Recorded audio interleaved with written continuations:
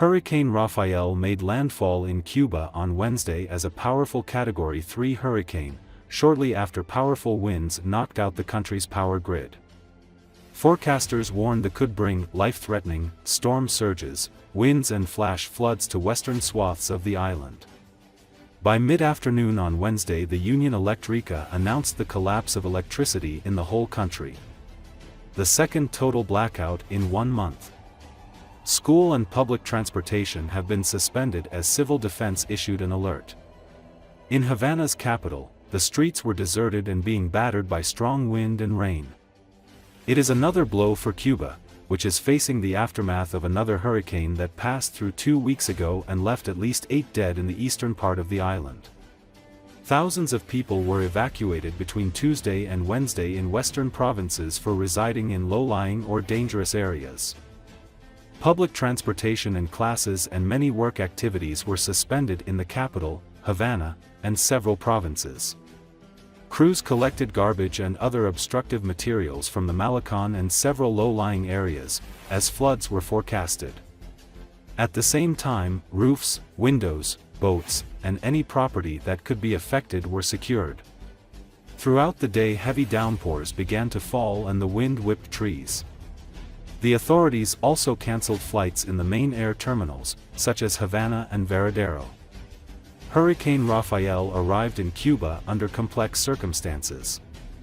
It brought significant rainfall to the east last week, particularly in Guantanamo, where the previous cyclone, Oscar, made landfall on October 20th.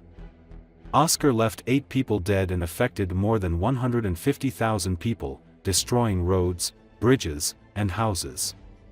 It also damaged coffee crops, which are among the most important in the region.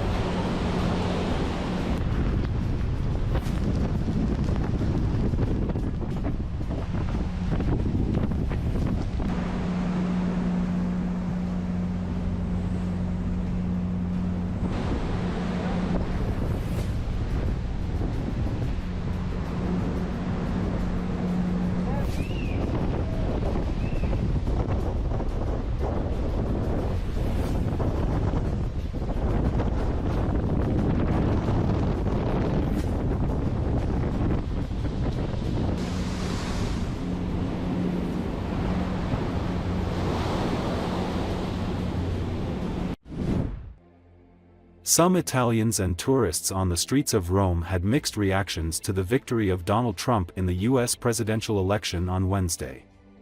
Standing outside a newsstand in the Italian capital, Riccardo Savoia, said he saw Trump's surprisingly decisive win as a victory for the common people. "I think that Trump's victory could have positive effects on the whole world, for example on the conflict in Ukraine and the one in Israel," he told the Associated Press. In Rome, another man who gave his name only as Fernando, appeared deeply concerned with Trump's win. "I'm disappointed, what else can I say?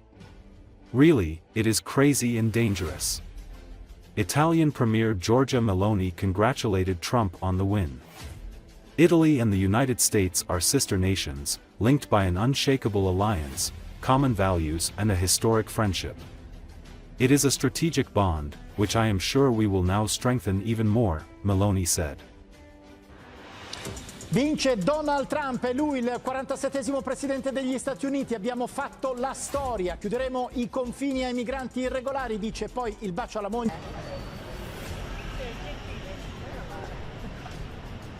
Perché questo è il vero significato della vittoria di Trump. Ha vinto la gente semplice, ha vinto il popolo, ha vinto la gente che ha guardato alle cose concrete. In Italia purtroppo noi vediamo che la situazione complessiva non è una bella situazione.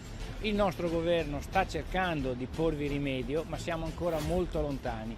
E io credo che questa vittoria di Trump potrà avere dei riflessi positivi anche in tutto il mondo, perché per esempio il conflitto in Ucraina e il conflitto anche in Israele, probabilmente grazie a lui, che ha una forza che altrimenti Kamala Harris non avrebbe avuto, potrebbero risolversi.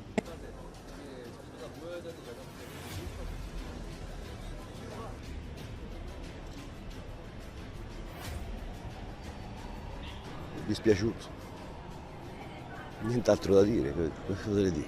Veramente, pazzesco, pericoloso.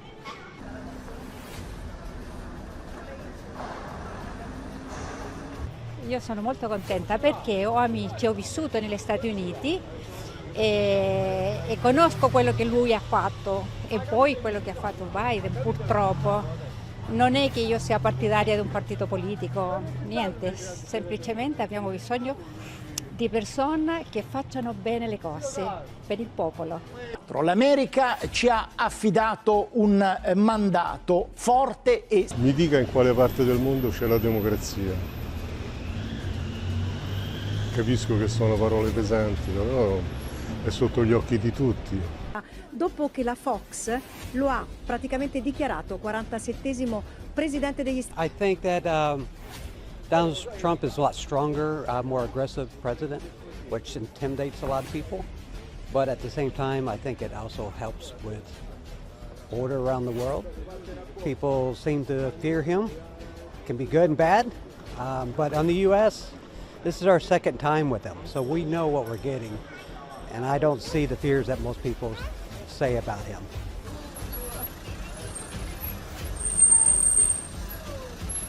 Quando ancora non è terminato lo spoglio, non ci sono risultati ufficiali. Ghittoni, che poi insomma ci ha fornito i numeri, continua a farlo sicuramente nel corso di questa... E quindi tutto sommato i sondaggi avevano dato una forchetta abbastanza precisa, tanto più con un vantaggio dell'8%. In Florida il distacco è di 13 punti percentuali.